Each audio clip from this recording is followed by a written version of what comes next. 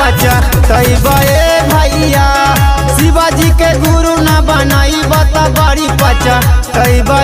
दीदी की केतन कमाई बाए दीदी की केतन कमाई बाए भैया शिवाजी के गुरु न बनाई बता बड़ी पचा तैबे भैया शिवाजी के गुरु न बनाई बता बड़ी पचा तैबे दीदी शिवाजी के गुरु न बनाई बता बड़ी पचा तैबे दीदी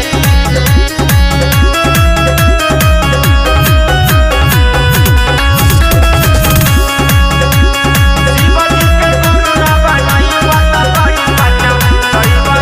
दीदी बेटा बापू तो ही